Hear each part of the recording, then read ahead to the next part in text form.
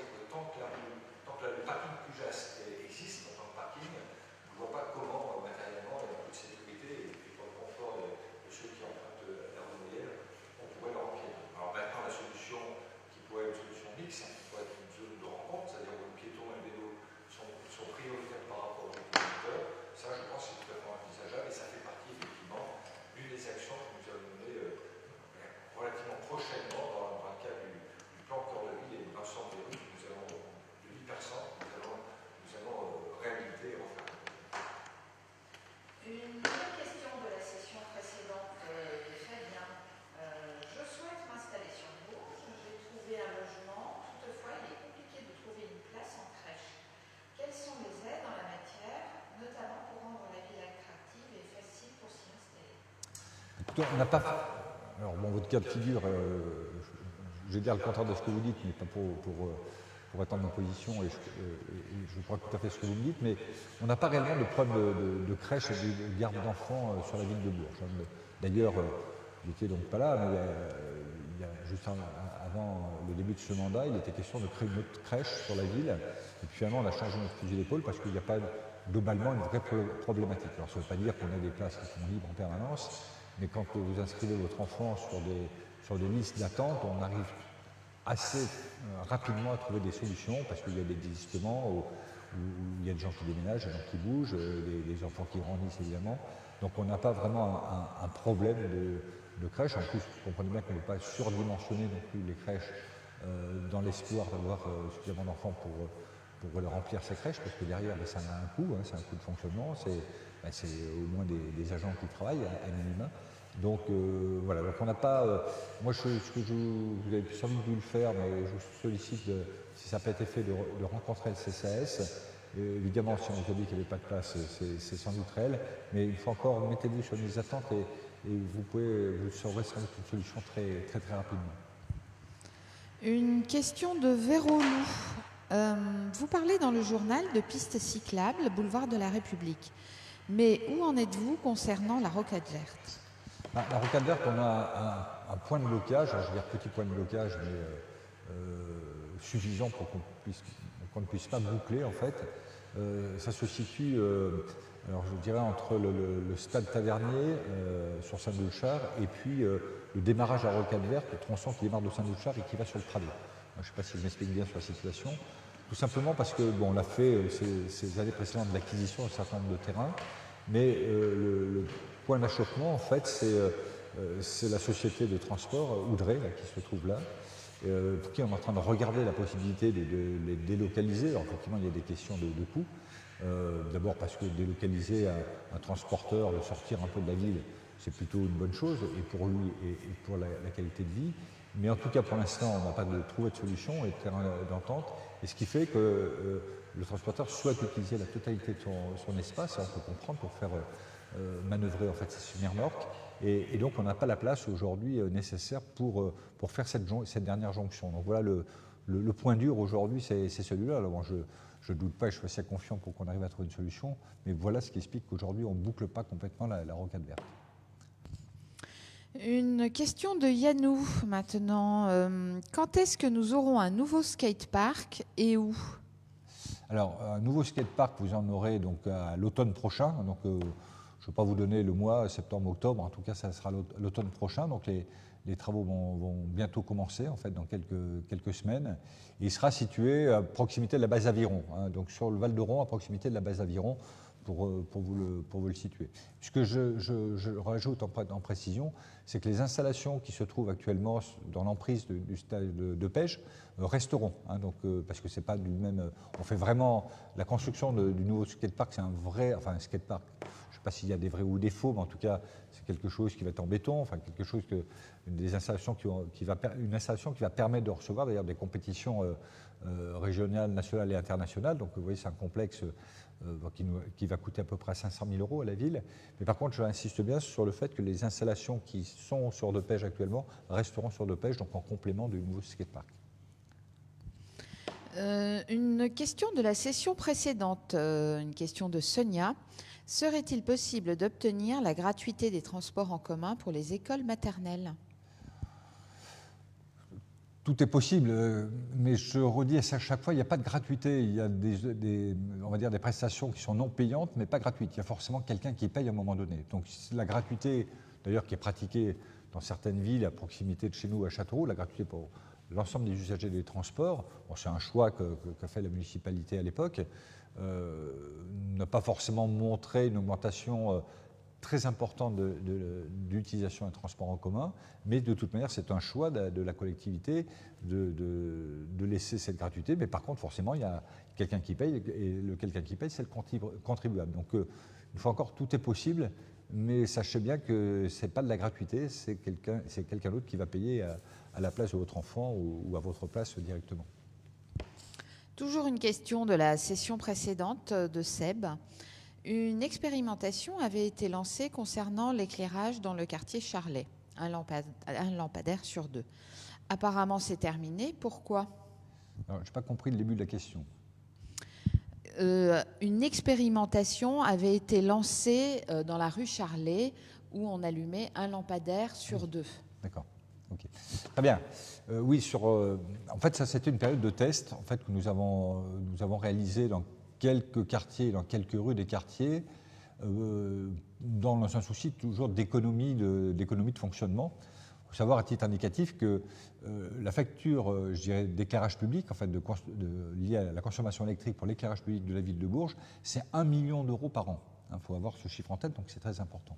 Et donc, dans un souci que nous avons mené et que nous menons toujours d'économie sur nos dépenses de fonctionnement, nous avons testé, effectivement, dans certaines rues, certains quartiers, de n'éclairer qu'un candélabre sur 2. Mais préalablement, on a mesuré la consommation électrique avant de faire cette opération et mesuré la consommation électrique juste après. Et on s'est aperçu, en fait, que l'économie n'était pas si importante et le jeu n'en valait peut-être pas la chandelle. Donc du coup, on a changé là aussi notre fusil d'épaule, on est plutôt passé sur de l'investissement.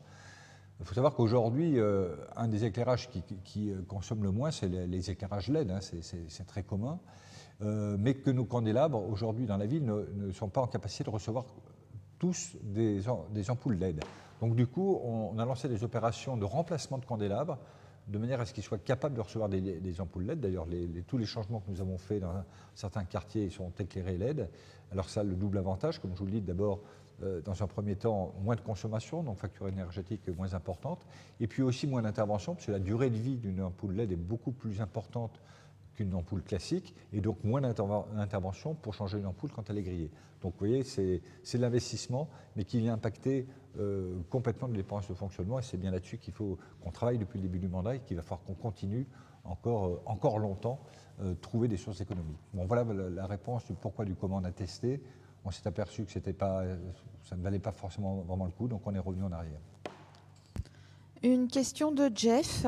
Vous faites de nouveau la descente infernale, mais à mon grand étonnement, pourquoi il n'y a jamais eu d'autres appels d'offres concernant l'organisation et pourquoi toujours signature ? Parce qu'on est dans un marché qui ne nécessite pas, qui ne nous oblige pas à faire un appel d'offres en fonction des niveaux de dépenses. Et puis qu'à partir de là, cette prestation étant maîtrisée par le prestataire, qui va d'ailleurs qui nous a proposé d'ailleurs une évolution cette année, parce que j'ai demandé à ce qu'on puisse faire en sorte d'apporter un peu plus de piment. Donc, je ne sais pas si vous avez l'information, mais en tout cas, on va pour l'instant la garder secrète, donc cette année ça va être quelque chose d'un peu différent, qui va être plus punchy, on va dire. Donc voilà, c'est pour ça que l'habitude, les choses fonctionnent bien, s'améliorent d'année en année, des évolutions que je trouve pertinentes, une équipe avec qui on s'entend bien, des coûts qui sont parfaitement maîtrisés, c'est-à-dire qu'en fait, je donne un chiffre, l'opération descente infernale coûte à la ville 21 000 euros. Et 21 000 euros, vous savez, si vous ramenez ça, alors on peut me dire que c'est cher, mais si vous ramenez ça au nombre de spectateurs qu'il y a tout l'après-midi, eh bien ça coûte beaucoup moins cher qu'une place de cinéma, pour prendre cet exemple. Donc voilà la raison pour laquelle on n'a pas d'obligation de changer de prestataire, et à partir du moment où ça fonctionne bien, eh bien on conserve signature. Alors, une question de Sandro. Pourquoi à Bourges, il n'y a pas un Ikea ? Il faudrait le mettre en périphérie. Et donc, si on ne veut pas développer encore des commerces de périphérie, ce qui est quand même, ce que je comprends d'ailleurs, mais enfin, c'est quelque chose qu'on entend depuis très longtemps. Non, c'est pas ça. Enfin, plus exactement, c'est qu'aujourd'hui, on n'a pas d'offre. Je pense que les responsables de cette chaîne ou d'autres n'estiment pas une nécessité, une pertinence d'installer un magasin sur Bourges. Vous savez, si c'était le cas, ça fera un moment qu'on s'est sollicité, ça ne l'est pas. Voilà, ça ne dépend pas évidemment de la décision du maire. Mais aujourd'hui, on n'a pas de demande de cette chaîne-là pour venir s'installer à Bourges. Alors peut-être qu'un jour ça arrivera, je ne sais pas, mais il faudra veiller aussi à l'implantation. À quel endroit vous voyez bien, c'est des surfaces qui sont importantes, c'est des surfaces de parking, donc ça veut dire forcément qu'on implantera à l'extérieur de la ville, parce que je ne vois pas un Tramuros comment on peut trouver de ce telle surface. Et donc on va mettre en avant le développement des commerces de périphérie et les problématiques de déplacement et les véhicules et les parkings et tout ça. Donc, voilà. Enfin, en tout cas, aujourd'hui, on n'a pas d'offre, donc on n'a pas de demande d'implantation. C'est la raison pour laquelle on n'en trouve pas à Bourges. Mais peut-être qu'un jour ça viendra, on ne sait pas. La prochaine question est posée par Ulrich. Pour quand est prévu le démarrage du futur Intermarché ? Alors, je n'ai pas le planning exact, en fait, ou tout au moins, j'ai plus en tête exactement. Donc, je sais que la déconstruction a dû être, commencer, c'est sûr, parce que je l'ai vu, terminée, je pense. Et il était prévu, de mémoire, un démarrage de la construction au printemps, là. Donc, ça peut être probablement dans les semaines qui viennent, et pour une mise en fonctionnement à la fin de cette année. Question suivante de Dom. Où en est-on concernant les problèmes de l'éclairage public au lotissement Pijolin 2 ? Alors, est-ce que... Allez, je me lance. Normalement, d'après mes informations, mais je reste très prudent parce que moi je crois que ce que je vois, l'éclairage devrait être remis demain soir. Voilà. Donc le 7, c'est ça, c'est demain soir. Ou demain dans la journée, l'électricité sera mise en place demain dans la journée. Évidemment, l'éclairage sera que demain soir. Mais sous toute réserve de problèmes techniques qui peuvent arriver. Mais en tout cas, on a fait le nécessaire. Comme je m'étais engagé d'ailleurs auprès du collectif la semaine dernière, mercredi dernier de mémoire, je vais au-delà de ce que je peux faire, parce que là je suis en décalage par rapport à ce que je peux faire en tant que maire de Bourges, puisque c'est de l'intervention sur le domaine privé, je n'ai pas le droit de le faire. En tout cas, comme j'ai expliqué aux personnes que j'ai rencontrées la semaine dernière, tant pis, je ne suis pas dans la légalité, mais je ne peux pas supporter de laisser des familles dans cette situation de non-éclairage depuis le 10 ou le 12 décembre. C'est juste insupportable, et aussi pour des problèmes de sécurité. Ça ne veut pas dire que quand on aura réglé ce problème d'éclairage, une fois encore, j'espère que ce sera demain matin, qu'on n'a pas réglé tous les problèmes, parce qu'il y a un problème de fond qui est à traiter, et ça, on est toujours en train d'avancer sur le sujet avec les procédures qu'on a expliquées aux représentants qui étaient présents la semaine dernière. Donc normalement, mais j'irai le vérifier personnellement demain soir, les habitants de Pijolin 2 devraient avoir l'éclairage demain soir. Et une question de la session précédente de Brandon. Avons-nous des nouvelles concernant le déploiement de la fibre, et en l'occurrence sur le quartier Moulon ? Oui et non, pas précisément. C'est-à-dire qu'en fait, la seule information fiable, je pense qu'elle sera fiable en plus, que je peux vous donner, c'est que l'ensemble de la ville sera couverte au plus tard en 2020. Maintenant, je suis dans l'incapacité, j'ai déjà expliqué plusieurs fois, soit dans des réunions publiques, soit en chat, de vous donner l'avancement précis par quartier, par rue, ce qui me paraît être quelque chose de simple et légitime, en tout cas que les intéressés, informations légitimes que les intéressés devraient avoir, mais en tout cas, aujourd'hui, je suis personnellement dans l'incapacité de vous donner l'information. Tout ça est géré par le prestataire Orange. Alors moi, ce que je vous conseille, c'est d'aller sur leur site Orange ou de téléphoner directement à Orange et qui me disent être susceptibles de répondre à ce type de questions. En tout cas, quand je la pose, moi, je n'ai pas la réponse. Donc voilà. En tout cas, voilà, soyez rassurés. Normalement, d'ici 2020, l'ensemble de la ville devrait être couverte. Donc les choses, je sais que les choses avancent.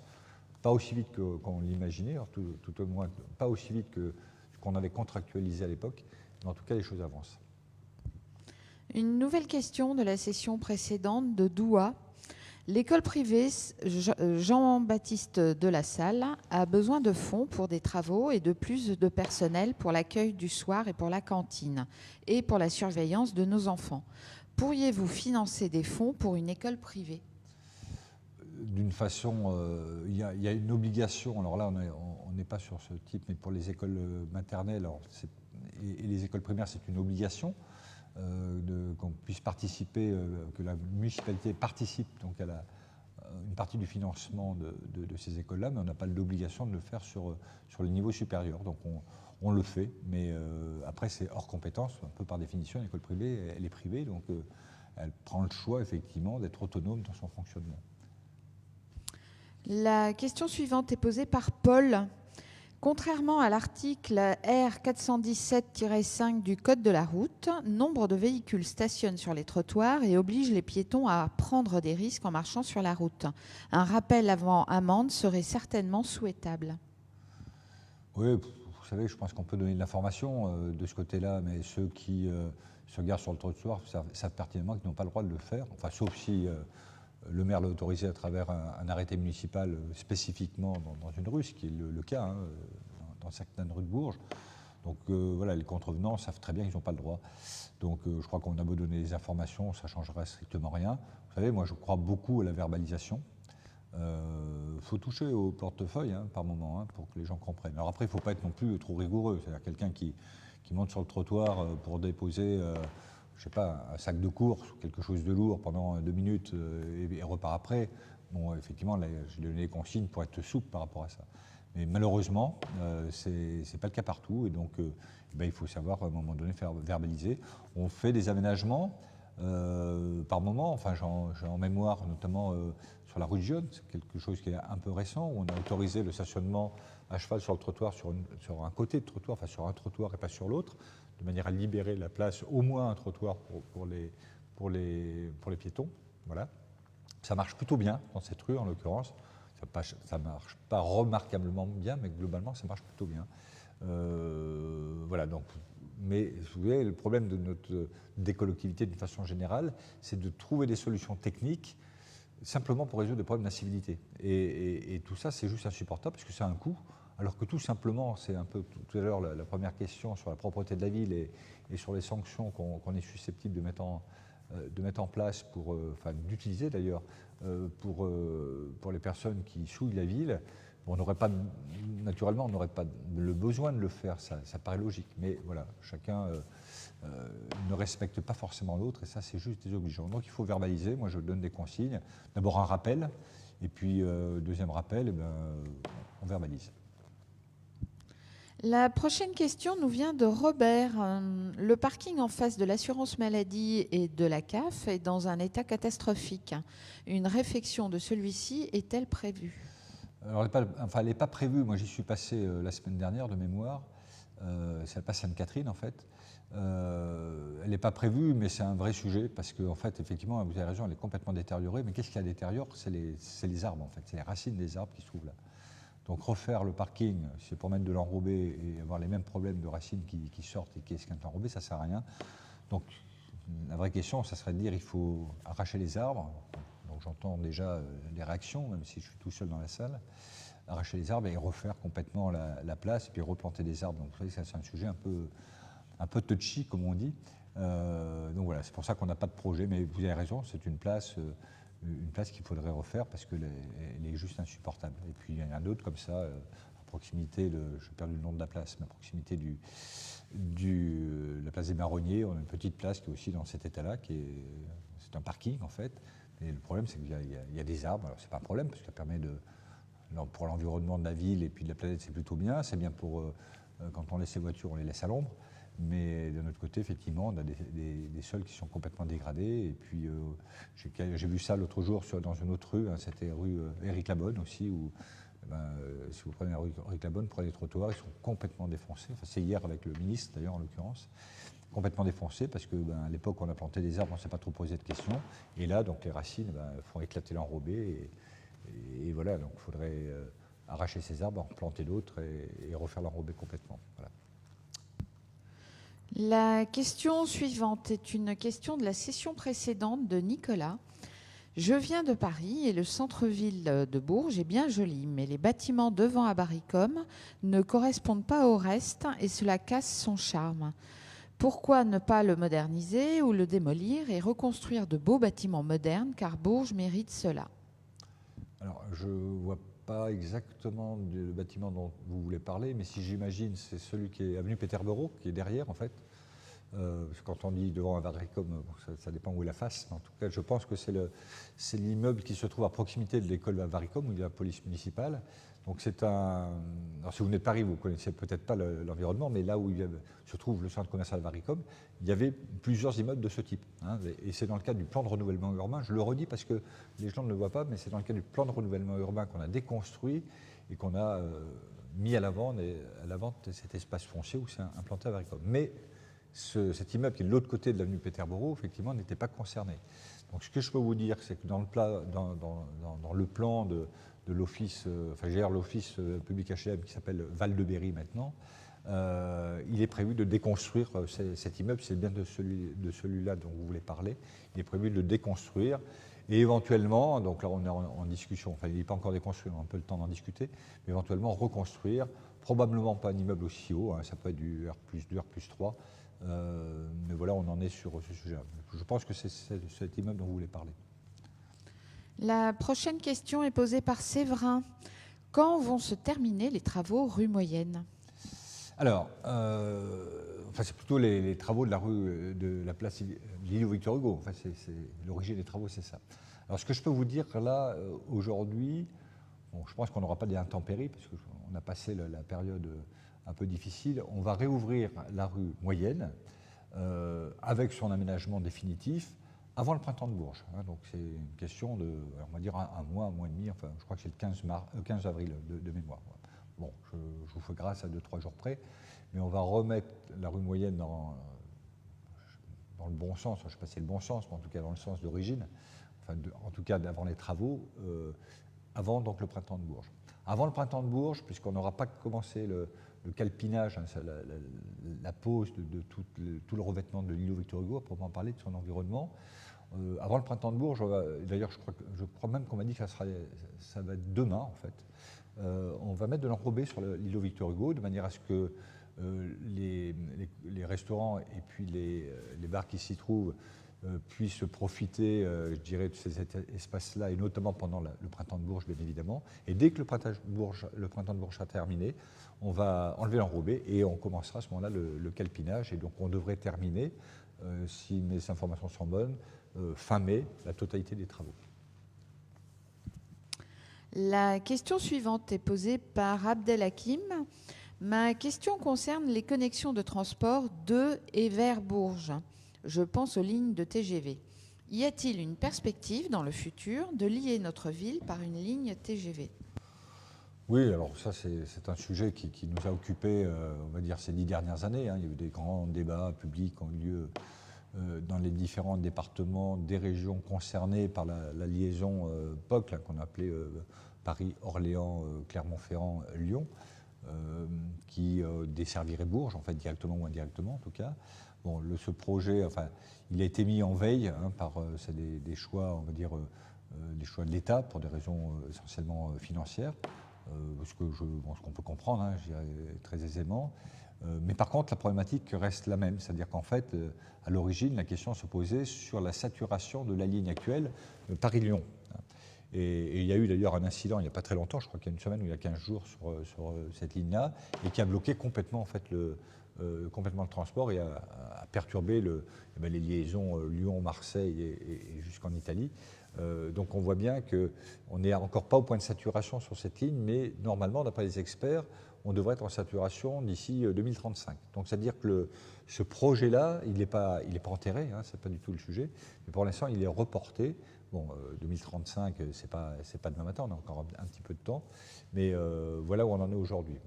Le choix qui a été fait et qui me paraît raisonnable hein, sur le court terme, c'est d'améliorer on va dire, les liaisons plus traditionnelles, on va dire classiques. Ça d'ailleurs des travaux, et ce sont d'ailleurs des travaux qui sont engagés depuis quelques années, hein, d'ailleurs qui nous valent aussi pendant le printemps de Bourges, je crois qu'il y a 3 ans ou 2 ans, où il n'y avait pas du tout de train entre Paris et Bourges, et je crois que ça va être la même chose, alors je ne sais pas si cette année ou l'année prochaine, enfin bon, peu importe, c'est d'améliorer la situation des voies ferrées sur les lignes plus traditionnelles, de manière à ce qu'on ait moins d'incidents, et puis surtout que les trains puissent rouler un peu plus vite. Bon. Et finalement, si on prend le cas de la liaison entre Bourges et Paris, je prends cet exemple-là, aujourd'hui on met 2 heures, si par l'amélioration des choses on gagne un quart d'heure, ça sera déjà beaucoup. Bon. Donc voilà, donc le TGV, oui, pas dans l'immédiat, en tout cas le projet n'est pas enterré, mais en tout cas le choix qui a été fait en priorité d'améliorer la situation des lignes, on va dire, plus classiques. Alors une question de Jalila Julie Ricou. Est-ce qu'il y a la possibilité sur Bourges de faire du bénévolat en contrepartie d'une aide au financement du permis de conduire pour une personne de plus de 35 ans? Alors, plus de 35 ans, j'étais prêt à répondre oui, mais là, vous me collez parce que aujourd'hui, ce dispositif existe pour les 16-25. Alors, je ne suis pas sûr de moi, mais enfin, en tout cas, pour les plus jeunes, je crois que c'est 16-25, effectivement, dans le cadre notamment des aides qu'on apporte pour passer effectivement soit le permis de conduire, soit le BAFA, je crois qu'on le fait aussi d'ailleurs. Par contre, là, vous me posez une colle au-dessus de 35 ans. J'aurais tendance à dire non, mais on peut vous renseigner. Donc, ce que je vous engage à faire, c'est d'appeler. Vous pouvez utiliser les applications d'ailleurs mobiles, MyVille, dans lesquelles vous avez un certain nombre d'applications, notamment il y en a une qui s'appelle Castor Plus. Donc vous allez sur Castor Plus, vous posez votre question et puis on vous répondra, les services vous répondront. Ou alors si vous voulez aller plus vite, vous appelez par exemple mon cabinet et puis on se renseignera et puis on vous répondra directement. J'avoue que là, je ne suis pas sûr de ma réponse, donc je préfère être prudent. Alors une question d'Antoine maintenant. Pourquoi les taxes foncières et les taxes d'habitation sont-elles si exorbitantes pour une ville de la taille de Bourges? Les berruyers vont finir par migrer ailleurs. Figurez-vous qu'elles ne sont pas aussi exorbitantes que ça si vous comparez la situation de Bourges par rapport à des villes de la même strate. Donc on a fait cette étude récemment. Donc on est plutôt, alors ça dépend entre la taxe foncière et la taxe d'habitation, ce n'est pas exactement la même chose, mais on est plutôt dans la moyenne. Mais ce qu'il faut comprendre aussi, pourquoi dans des villes comme les nôtres, les taxes sont importantes. Je comprends quand on a à payer, vous savez, moi je les paye aussi. Donc quand on fait des choix d'augmentation, je ne fais pas, évidemment je ne le fais pas pour moi, en tout cas j'en paye aussi une partie. Parce qu'en fait, toutes les charges, ce qu'on appelle toutes les charges de centralité, en fait, se trouvent sur la ville-centre. Ce qui fait que sur les villes périphériques, elles peuvent se permettre à la fois, des communes périphériques, à la fois dans un environnement finalement qui est proche de la ville-centre, ou là où il y a des services, tout en ayant des taxes qui sont plutôt faibles. Je prends l'exemple de Saint-Loup-de-Char, par exemple. Saint-Loup-de-Char est vraiment à proximité de Bourges, et les Dolchariens profitent légitimement, d'ailleurs, en fait, de tous les services que peut procurer une ville-centre. Et tout ça, effectivement, la ville-centre, elle doit porter ses coûts d'investissement et ses coûts de fonctionnement. Et comment elle le fait? À travers ses recettes. Et ces recettes, pour l'essentiel, ce sont effectivement les taxes, ce sont les impôts, ce qu'on appelle les impôts locaux. Et ce qui explique qu'effectivement, si vous comparez des taxes d'habitation ou les taxes foncières à Saint-Loup-de-Char, j'en veux pas à Saint-Loup-de-Char, j'espère que mon ami Daniel Beuzer ne me regarde pas, mais vous prenez cette commune et la nôtre, c'est sûr que vous avez des écarts importants sur les taux, mais ça s'explique parce qu'il y a sans doute moins de services à Saint-Loup-de-Char que vous en avez à Bourges. La question suivante est posée par Alexandra. Les panneaux de publicité lumineuse, style télé, qui poussent un peu partout à Bourges, sont très dangereux car beaucoup trop lumineux. Comment se fait-il qu'ils soient légaux et autorisés? Et je croyais qu'il y avait une loi contre la pollution lumineuse interdisant notamment aux commerçants de laisser allumer leurs vitrines. Alors d'abord, je suis d'accord avec vous sur le fait que certains panneaux numériques sont très éblouissants. J'en vois quelques-uns, Maurice notamment, sur lequel je passe souvent devant l'entrée de MBDA, qui est assez fort. Il faut savoir que ces panneaux répondent aux normes et répondent à la règle. Alors bon, il faut peut-être faire évoluer les normes, mais en tout cas, aujourd'hui, ils sont parfaitement conformes. Sur la pollution lumineuse, il n'y a pas réellement de loi. Oui, on doit réduire, autant que faire se peut, les consommations et les éclairages qui ne servent à rien. Bon. Alors il y avait eu une enquête qui avait été faite il y a quelques années, il y a 3 ans, je crois 3-4 ans sur le sujet. Et on avait, je ne sais plus quel organisme avait identifié effectivement des bâtiments notamment qui étaient éclairés et qui ne devaient pas l'être. Donc on a été allé voir la collectivité, par exemple la cathédrale Saint-Étienne, c'était le cas, mais bon, ça ne fait pas partie de notre patrimoine. En tout cas, il n'y a pas de règle, mais en tout cas, le bon sens doit faire en sorte qu'effectivement, il faut éclairer à minima, parce que derrière, c'est pas bien pour l'environnement, c'est pas bien pour un certain nombre d'espèces animales. Si on laisse allumer, c'est de la consommation électrique. Donc, vous voyez, tout est lié aussi sur les aspects environnementaux. Et en même temps, et c'est ça le paradoxe, c'est dans certains cas, alors je ne parle pas des panneaux, hein, je suis plus sur l'éclairage public, il faut assurer aussi l'éclairage public pour des raisons de sécurité. Alors voilà, nous, ce que l'on fait en tout cas à Ville de Bourges sur nos panneaux numériques, c'est qu'on les coupe à minuit. Parce que d'abord, ça ne se justifie pas en termes d'utilisation, c'est moins de consommation, mais vous avouerez aussi que nos panneaux sont quand même beaucoup moins éblouissants que ceux que j'imagine que vous n'avez pas cités, mais que dans votre question, vous avez au moins identifié. Voilà ce que je peux vous dire. Alors, une question de Cristiano. Quand vont démarrer les travaux du quartier des Breuses ? Alors, c'est des travaux qui vont démarrer.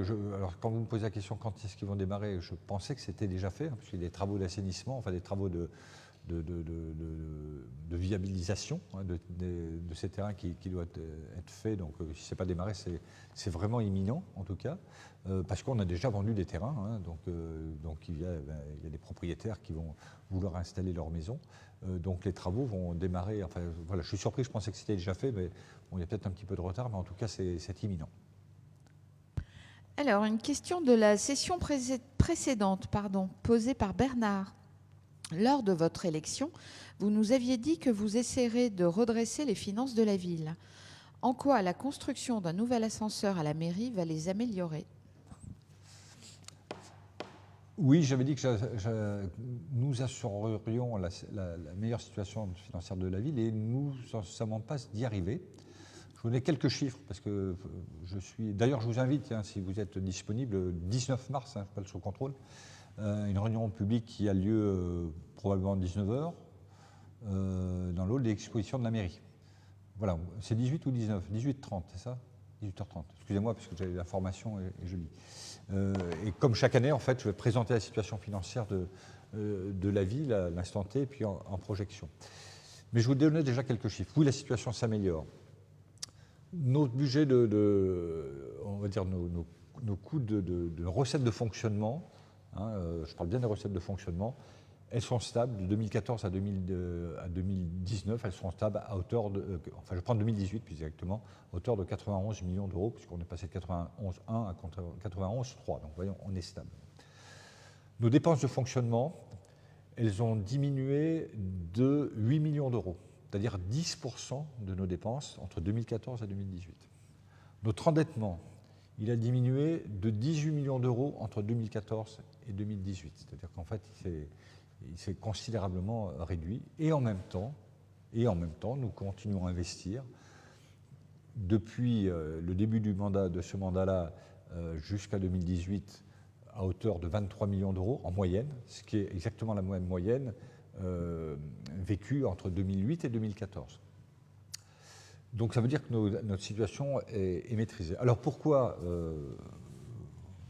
pour répondre à votre question, la situation financière de la ville nous permet, enfin en tout cas la situation financière de la ville nous permet effectivement d'améliorer l'ascenseur de l'hôtel de ville. Alors c'est dans un programme, je vais expliquer, comme plus général, de sécurisation de l'accès à l'hôtel de ville. Il faut savoir qu'aujourd'hui on peut accéder par 14 entrées à l'hôtel de ville, à tous les niveaux. Donc quand je me suis aperçu de ça, je me dis que dans les situations qu'on vit aujourd'hui, c'est juste pas possible. Donc on revoit tout à fait complètement la sécurisation de l'hôtel de ville, et ça passe effectivement par une modification sur l'ascenseur en particulier, de manière à ce que n'importe qui ne puisse pas monter à n'importe quel étage alors qu'il n'en a pas l'autorisation. Bon, voilà. Donc rassurez-vous, les finances de la ville vont bien, on aura une situation conforme à la fin de ce mandat, comme on nous y étions engagés, alors, sauf s'il y a une catastrophe en 2019, mais bon, a priori, c'est pas si c'est une catastrophe, c'est un choix gouvernemental, donc je ne pense pas qu'il y en ait qui nous impactent sur 2019. Et puis, je peux vous assurer que je ne sais pas qui sera l'équipe qui va prendre la suite en 2020 et ce qu'elle fera des finances de la ville, mais en tout cas, moi, en prospective, quand je regarde sur au moins 2023, même au-delà, c'est que si on a les mêmes niveaux de recettes et si on poursuit la diminution de nos coûts de fonctionnement tel que c'est le cas depuis 2014, eh bien on pourra continuer à investir sans mettre la vie en difficulté, mais d'une façon raisonnable et raisonnée, c'est-à-dire en définissant année par année quelles sont les enveloppes maximum qu'on ne peut pas dépenser, de manière à assurer effectivement cette situation financière saine encore quelques années. La prochaine question est posée par Marie. Quand allez-vous vous occuper du quartier du Val-d'Oron puisque l'Office HLM baisse les bras? Parce que l'Office HLM... Ah non, l'Office HLM ne baisse pas les bras. Val-de-Berry ne baisse pas les bras, c'est pas vrai. Je vais prendre simplement un exemple concret qui a dû se passer la semaine dernière ou la semaine d'avant, je crois que c'est la semaine dernière, où on a testé la mise en place de conteneurs enterrés sur le Val-d'Oron. On l'a fait sur les Gibjons il y a quelques mois. Tout simplement dans l'objectif de faire en sorte qu'on ait plus ou moins de conteneurs, donc pas enterrés, extérieurs. Et vous savez que c'est le risque de création d'incendie. Hein. Vous avez vécu ça dans le Val-d'Oron. Donc voilà, une action commune, Val-de-Berry, agglomération de Bourges et ville de Bourges. Donc, allez, je prends simplement cet exemple pour vous le démontrer. Maintenant, sur les aspects, si vous évoquez les aspects, on va dire peut-être sécurité, au-delà de ce que je viens de dire sur les incendies, vous avez sans doute noté que nous avons eu la visite toute la journée d'hier du secrétaire d'État auprès du ministre de l'Intérieur. Nous avons fait donc un parcours au Val-d'Oron, nous avons fait un parcours au Gibjon. Et donc je lui ai montré effectivement toutes les difficultés qu'il a rencontrées. Il y a eu beaucoup de contacts d'ailleurs avec des habitants du quartier, avec des commerçants du quartier. Et je peux vous assurer que le ministre s'est engagé à mener des actions, à nous aider à mener des actions justement pour éradiquer ces problèmes de sécurité. Mais il y a aussi la responsabilité de tout à chacun. On a fait notamment sur le Val-d'Oron, on a fait des marches, une déambulation avec un certain nombre de services, que ce soit de l'office, que ce soit des services de sécurité, que ce soit les services de la ville de Bourges, que ce soit les bailleurs sociaux aussi, enfin les autres bailleurs sociaux, pour identifier et rencontrer les gens, pour identifier quels seraient les points d'amélioration immédiats qu'on pourrait mettre en place. Alors par exemple, on a rajouté de l'éclairage dans certains quartiers du Val-d'Oron, là où il manquait un peu d'éclairage. Donc, et on l'a fait, on l'a fait 2 fois, on l'a fait sur plutôt le quartier Éric Labonne et plutôt le quartier d'Alice. Donc voilà, on œuvre sur ce... Je peux vous assurer que les bailleurs sociaux ne baissent pas les bras, mais c'est un travail collectif. Ça ne sert à rien que les bailleurs sociaux fassent des choses si à côté de ça la ville ne fait rien, si l'État à travers la sécurité ne fait rien. Donc on a réussi en fait à faire travailler tous les acteurs en même temps, et c'est comme ça qu'on arrivera effectivement à rendre la situation, on va dire, plus confortable que celle que vous pouvez éventuellement vivre dans certains secteurs du quartier du Val-d'Oron, parce que ce n'est pas le cas dans l'ensemble du quartier du Val-d'Oron. La question suivante est posée par Patricia. Serait-il possible de mettre un panneau interdiction de stationner ou des bornes anti-stationnement sur l'esplanade devant la tour Jacques-Cœur à Cap-Nord, celle-ci étant trop souvent prise pour un parking? Oui, tout est possible. Bon, là, par contre, ce que je vous demande sur ce sujet-là, que vous m'écrivez ou un email, un courriel ou un petit courrier, enfin peu importe, une note pour que j'y pense, parce que là, vous m'en parlez maintenant et demain j'aurai oublié, parce que vous imaginez que je suis sollicité beaucoup sur ces sujets-là. Donc il faut qu'on regarde, oui, je dirais, voilà, il faut voir la situation, mais comme ça, je connais un peu ces secteurs-là, je ne vois pas de gros inconvénients, mais il faut qu'on l'étudie. Maintenant, il faut savoir que si sur ce côté quartier, tout va changer dans le cas du NPRU, c'est-à-dire qu'en fait, tout ce secteur-là, là vous m'indiquez, va être pris en compte dans le cadre du NPRU. Hein. Toute la partie Gibjon, quand vous prenez l'avenue de Lattre de Tassigny, vous allez sur la chaussée de Chatte, donc on a quasiment, oui, on a terminé la partie gauche, hein. Alors à part le centre commercial Cap-Nord, il nous reste à traiter toute la partie droite, à la rue Mallarmé, enfin tout ce secteur-là, et donc là ça va être un vrai changement. Il y a, bon, je n'ai pas encore le montant de l'aide de l'ANRU, mais enfin bon, j'entends un certain nombre de choses, donc ça va être un vrai investissement avec des financeurs qui vont aider la ville et l'agglomération sur ce secteur-là pour repenser complètement ce secteur, comme ça a été fait sur d'autres quartiers, que ce soit Chancellerie ou Gibjon, sur la partie que nous avons refaite. Donc voilà, mais bon, sur le court terme, écrivez-moi quelque chose pour que je pense, que je fasse étudier la situation, mais sachez que sur le moyen terme, ça va être un peu la révolution à cet endroit-là. Une question de Cédric. J'aimerais savoir s'il serait possible d'avoir plus de bancs et plus de poubelles le long de la Trouée verte. Je marche mal et j'aimerais plus de bancs et que les VTT passent moins vite près des personnes âgées. Une piste de sport ou une promenade éclairée. Alors, si c'est la Trouée verte et que la Trouée verte, j'aurais tendance à dire oui, on peut rajouter des bancs.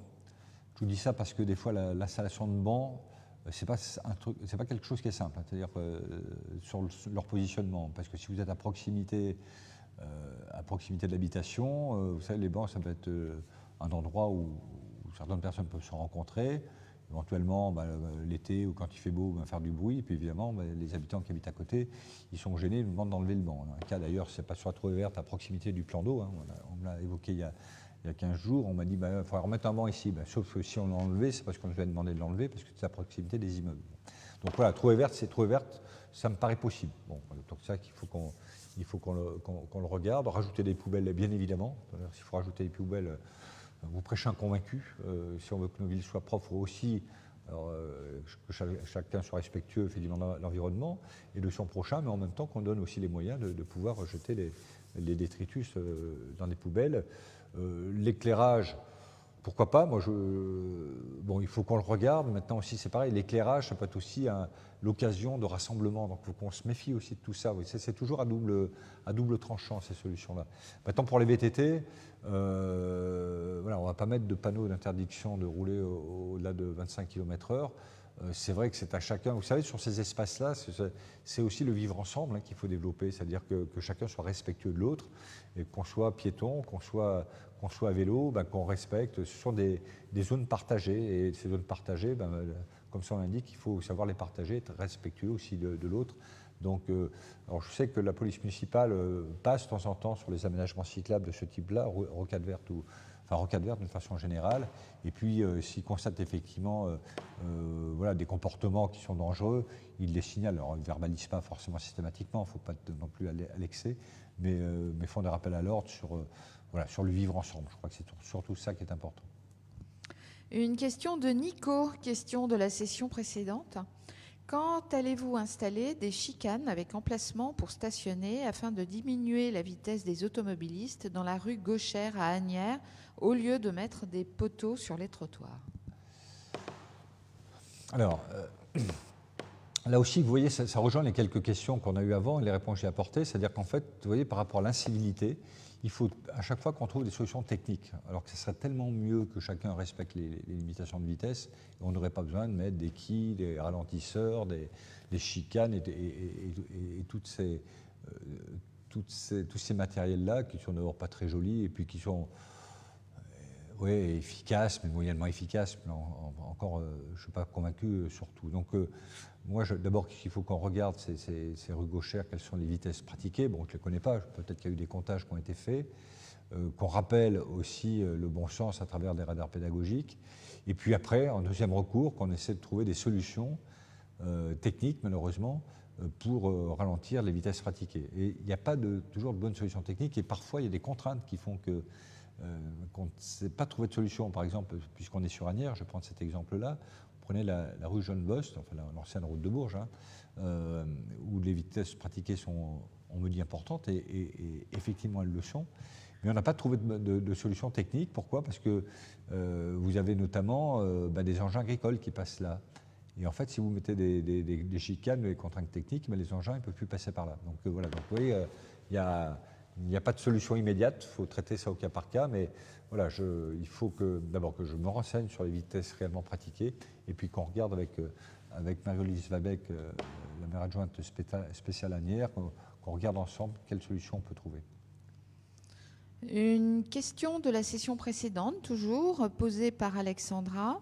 Un trajet comme les Nuits Lumière serait agréable aux Marais et les mettrait en valeur?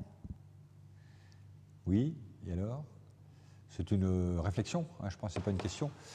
Oui, sans doute, vous avez raison, mais faisons fonctionner nos nouvelles lumières d'abord. Vous savez que c'était un sujet un peu de polémique l'année dernière. Donc aujourd'hui, on a repris le dossier d'une façon différente, et donc on va voir sur un nouveau parcours Nuit Lumière en centre-ville, qui devrait, d'après les informations que j'ai eues juste avant, être inauguré sous réserve de problèmes techniques le 14 juin au soir, en tout cas. Donc voilà, les choses seront opérationnelles. Et puis après, on peut réfléchir au déploiement. On a d'autres idées d'ailleurs. J'ai une idée par exemple sur le jardin des Préfichaux, qui pourrait être aussi agrémenté d'animations lumineuses, je vais les appeler comme ça pour pas reprendre le même terme, parce que Ce que j'imagine, c'est un peu différent. Mais effectivement, l'idée, c'est de déployer. Alors, est-ce qu'il faut aller jusqu'au Marais? Pourquoi pas? Je ne sais pas. Enfin, je ne préjuge pas. Mais tout ça, il faut y aller progressivement parce que ça a un coût. Et puis, voilà. Donc, commençons par le début. Faisons bien fonctionner donc l'opération 2019. Et puis, on regardera dans les années qui viennent. En tout cas, c'est prévu dans nos futurs budgets. Alors, même si on n'a pas voté encore les budgets à partir de 2020, parce que je ne sais pas quelle équipe sera là en 2020. En tout cas, on voit bien qu'aujourd'hui, on a cette possibilité de déployer les lumières au-delà, effectivement, du cœur historique. Alors, on reste dans les marais avec Pierre, qui souhaite savoir combien de caméras sont situées dans les marais et où sont-elles? Alors, sauf erreur de ma part, il ne doit pas y en avoir aujourd'hui, mais il est prévu qu'on en implante cette année. Donc, c'est Philippe Mercier qui gère ce sujet-là. Donc, il m'a indiqué effectivement, il y a à peu près un mois, qu'il était prévu. Alors, vous savez, après installer des caméras, il y a toute une commission qui doit se réunir. On doit avoir aussi l'aval des services de sécurité nationaux, en fait. Mais probablement, c'est pareil, on va le faire progressivement. On ne va pas mettre vous imaginez bien, on ne va pas mettre une caméra sur chaque parcelle, c'est juste infaisable, mais probablement qu'on va commencer par les accès. Hein. Donc, ça peut être la passerelle Méro, ça peut être l'entrée par la rue Max Dormois, à proximité de la Coursière. Je n'ai plus le nom de la rue, mais enfin, Sabine pourrait me le souffler, parce qu'elle connaît bien le nom de la rue. Et puis l'accès Caraquier aussi, quoi. Enfin, voilà, au moins sur ces entrées principales dans un premier temps, ce qui permet effectivement de surveiller les allées et venues et pouvoir identifier éventuellement des gens qui auraient fait des méfaits dans les marais. Et puis après aussi peut-être les déployer un peu plus. Mais voilà, j'imagine tout de suite comme ça de tête au moins, je pense, 3 cette année. Une question de Jimmy de Bourges. Si le club du Bourges Foot réussit à faire monter son équipe première en National 2, cela veut-il dire que le stade Yves du Manoir ne sera plus aux normes et reprendre le stade où évolue le Bourges 18 actuellement? La réponse est oui. Pour évoluer en National 2, le stade du Manoir n'est pas conforme. Ça, c'est clair. C'est-à-dire qu'il va falloir effectivement qu'on trouve une solution. On est en train d'y réfléchir. Mais vous comprendrez que je ne vais pas vous répondre sur... il faut que je vois chacun des présidents des clubs pour proposer la solution. Et les solutions, on n'en a pas 36, hein, pour tout vous dire. Enfin, on n'en voit qu'une pour l'instant. On doit de toute manière apporter la réponse avant le 31 mars, hein, parce que je crois que c'est une contrainte vis-à-vis de la Ligue, en fait, de donner les éléments avant le 31 mars pour la saison qui va démarrer. Donc voilà, il va falloir qu'on trouve une solution intelligente où tout le monde s'y retrouve, en tout cas. Donc, il n'y a pas que la problématique de l'équipe 1 de Bourges Foot et l'équipe 1 de Bourges 18. Il y a les équipes féminines, il y a les équipes de jeunes et d'enfants. Et il faut arriver à caser tout le monde dans ces espaces-là. Donc, voilà, on a quelques hypothèses. Aujourd'hui, on a construit un certain nombre d'hypothèses. Il y en a qui ne me paraissent pas réalistes. Une qui semble avoir ma préférence, mais en tout cas... vous comprenez que je réserve cette information au président de chacun des clubs. La question suivante, elle est posée par Songul Yildiz Koskun. J'aimerais savoir quand aura-t-on des dos d'âne au Creps, car les voitures passent vraiment très très vite. Voilà, même réponse que j'ai donnée à l'avant-dernier internaute, c'est-à-dire qu'en fait, on est encore sur une situation, trouvons des solutions techniques à des problèmes d'incivilité. Bon, et on va regarder ça, il faut qu'on vérifie les vitesses pratiquées, savoir si les moyennes pratiquées sont supérieures aux vitesses tolérées. Mais bon, il y a peut-être d'autres solutions que mettre des solutions techniques comme des dodanes. On veut mettre des dodanes partout, enfin des coussins berlinois. Alors il y en a qui sont favorables pour ce qu'on en met, d'autres sont défavorables parce que ce que je peux comprendre, c'est que parfois vous vous cassez le dos quand vous êtes dans une voiture. Donc, alors il y en a qui me disent que c'est dangereux aussi pour les deux roues. Enfin, vous voyez, il n'y a pas de solution miracle. Moi, c'est vrai qu'il vaut mieux qu'on conçoive en fait les voiries. Et d'ailleurs, puisque vous êtes à proximité du Crêpes, vous l'avez vu, l'avenue Gallieni, là, qui rejoint en fait, les Gibetons jusqu'au quartier Maréchal Juin, a été conçue, ou tout le moins reconçue, parce que le demandage a voulu qu'on change ça, de manière à ce qu'on crée des chicanes et pas forcément une rue toute droite comme c'était prévu à l'origine, où fatalement on est sur des problématiques de vitesse pratiquées et des solutions techniques qui ne sont pas forcément des très très bonnes solutions. Vous avouez que mettre des coussins berlinois sur une route, c'est pas une solution qui est très esthétique, c'est pas forcément très efficace, c'est à la fois dangereux. Donc voilà, donc on va regarder ce cas particulier, voir comment on peut le traiter. On va commencer effectivement, par des comptages de vitesse pour s'assurer que les vitesses pratiquées sont réellement fortement importantes. Et puis, si oui, on passera par le radar pédagogique. Sinon, on peut passer aussi par le radar, le cinémomètre, hein, puisque je peux demander à la police municipale d'être présente et puis flasher, hein, comme ça peut se faire. Et puis après, on peut peut-être regarder une solution technique. Mais voilà, ça reste quand même aujourd'hui en dernier recours. La question suivante, elle est posée par Seb, elle nous vient de la session précédente. Est-il prévu de réhabiliter le stade situé rue Jean de Village, dans le quartier de la rue de l'Apparent? En effet, il mériterait un léger relooking, genre City Stade.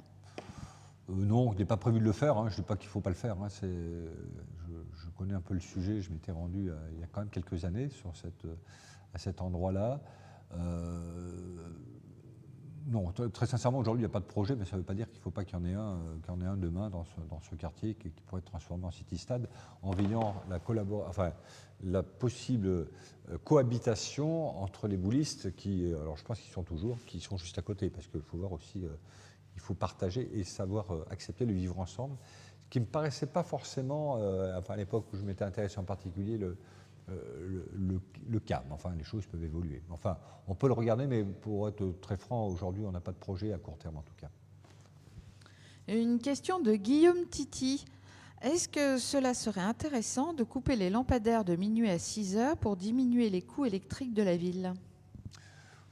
Alors intéressant d'un point de vue économie d'énergie et environnemental, oui. Maintenant intéressant d'un point de vue sécurité, je ne suis pas sûr. C'est ce que je disais tout à l'heure à l'internaute qui m'a questionné en début de session, c'est que faut jongler entre les deux. Les gens, naturellement, souhaitent que la ville soit éclairée à minima pour des questions de sécurité. On a évoqué tout à l'heure aussi le cas de Pijolin 2, où il n'y a pas d'éclairage public depuis le mois de décembre. Bon, j'ai trouvé une solution et les choses vont être réglées d'ici demain soir, normalement. Mais imaginez-vous dans un lotissement sans lumière. Enfin, c'est juste impensable. Et la ville, ça paraît compliqué. Par contre, ce que l'on fait dans certains cas, donc vous n'en avez peut-être pas aperçu, mais sur le boulevard de l'Industrie, à hauteur du camping, dans ce secteur-là, c'est qu'on baisse l'intensité lumineuse. Je crois que c'est à partir de 23 heures de mémoire, et on remet à niveau à partir de 5 heures du matin. Donc ça, on a la capacité de le faire dès lors qu'effectivement, on est plutôt sur des voies passantes et surtout que le matériel nous permette de le faire, et ce qui n'est pas forcément le cas encore partout dans la ville. Donc voilà, c'est peut-être des choses qu'on peut faire. Je ne crois pas à éteindre complètement l'éclairage public, ça me paraît vraiment juste pas possible, pour les raisons que je vous ai évoquées. Mais par contre, regarder de baisser quand on peut le faire l'intensité, effectivement, c'est des économies possibles. Après, il y a d'autres systèmes qui existent, mais qui sont très onéreux. Bon, ils sont testés dans certains coins. Vous savez, le candélabre s'éclaire quand vous avancez au fur et à mesure, et puis c'est un derrière. Mais voilà, c'est parfois aujourd'hui, enfin, c'est plutôt un stade expérimental aujourd'hui. La question suivante, une question d'Aziza. À quand une zone 30 dans le quartier de la Moulonnière, la rue Henri Becquerel et la rue Adélaïde Hauteval, avec des routes à sens unique et plus de places de parking? Rappelons que c'est une zone pavillonnaire non sécurisée. Oui, mais s'il fallait mettre toutes les rues, tous les quartiers où il y a, en zone pavillonnaire, s'il fallait, je vais essayer de vous lire en français, s'il fallait mettre toutes les rues à 30 km/h dans les quartiers qui sont résidentiels à Bourges, il faudra presque mettre toute la ville à 30 km/h. On le fait dans certains cas, on le fait d'abord dans l'hypercentre, on le fait dans certains quartiers, on l'a fait d'ailleurs assez récemment dans le quartier des Gibetons, mais on a conçu l'aménagement des rues de telle sorte à ce que ce soit praticable.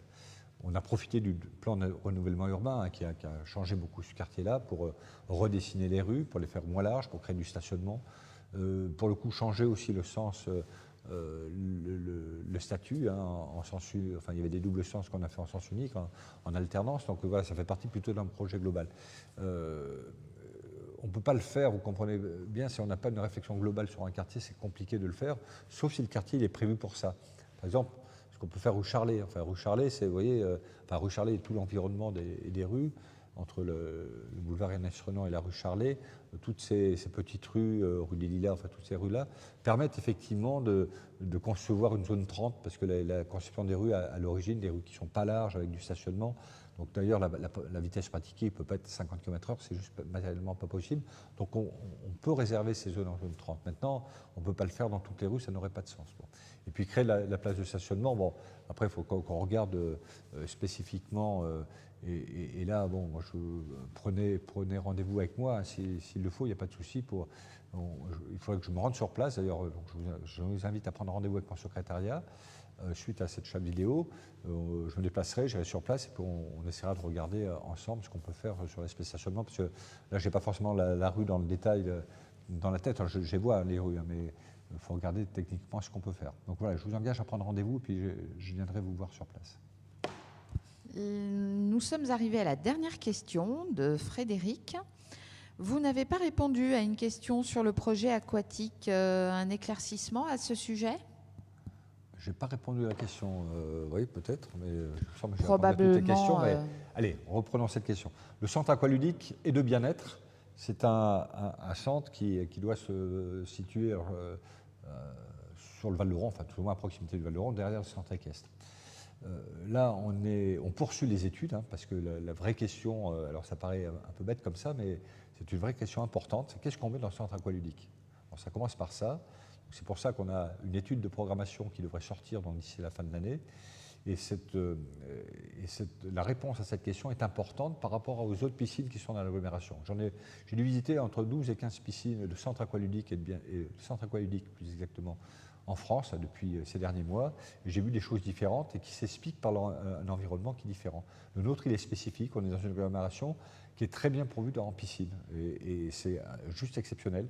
Et l'impact de ce qu'on met dans un centre aquatique, vous pouvez le comprendre, si on rajoute un bassin d'apprentissage de la nage, ça voudrait dire que les enfants qui apprennent la nage aujourd'hui sur les autres piscines d'agglomération viendront au centre aqualudique.